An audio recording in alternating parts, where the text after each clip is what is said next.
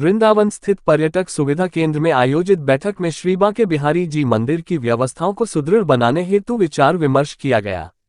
इस बैठक में मंदिर प्रबंधक, सेवायतों, गोस्वामियों, तीर्थ पुरोहितों सहित जिलाधिकारी शैलेंद्र कुमार सिंह एवं वरिष्ठ पुलिस अधीक्षक शैलेश कुमार पांडेय उपस्थित रहे।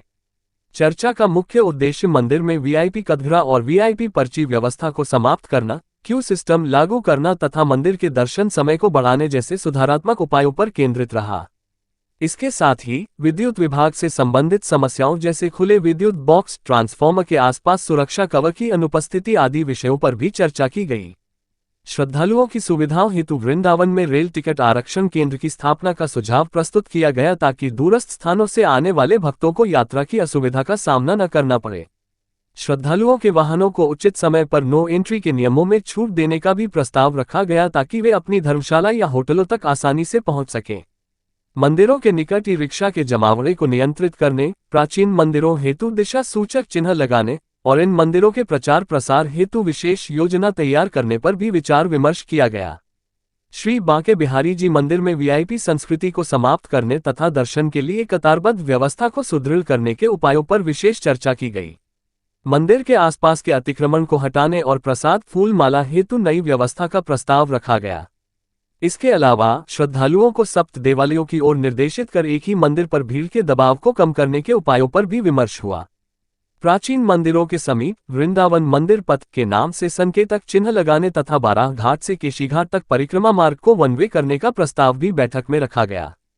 जिलाधिकारी ने मंदिर प्रबंधक मुनीश शर्मा से आगामी दिनों में पुनः एक बैठक आयोजित करने का निर्देश दिया कि हमने और वरिष्ठ पुलिस अधीक्षक महोदय ने और हमारी टीम ने और जो यहाँ के सेवायत हैं और विभिन्न पंडा समाज और विभिन्न समुदाय के जो यहाँ के बुद्धिजीवी लोग हैं उनके साथ हम लोगों ने आज चर्चा की। विगत दिवस माननीय मुख्यमंत्री जी जनपद के दौरे पर आए थे, तो उन्होंने निर्देश दिया था कि लोगों से हम लोग संवाद स्थापित करके जो बिहारी जी में या वृंदावन में जो अन्य समस्याएं आ रही हैं, जन सहयोग से उसका निदान करने की हम सब लोग कोशिश करें, क्योंकि विगत कई वर्षों से माननीय न्यायालयों में विभिन्न वाद चल रहे हैं और सहमति न बन पाने के कारण उसके निर्णय में विलंब हो रहा है। अगर आपसी सहमति बन जाएगी तो जो तमाम बिंदु हैं जो तात्कालिक इम्पॉर्टेंस के हैं उनका हम लोग समय रहते निदान कर पाएंगे और जो तमाम लाखों की संख्या में यहाँ श्रद्धालुजन विभिन्न मंदिरों में दर्शन करने आते हैं, विशेष रूप से ठाकुर बांके बिहारी मंदिर सबसे ज़्यादा श्रद्धालु आते हैं, उनको एक बेहतर दर्शन व्यवस्था का हम लाभ दे सकेंगे। उसको लेकर के हम लोगों ने पिछले एक साल में कई बैठकें की हैं, लेकिन अभी तक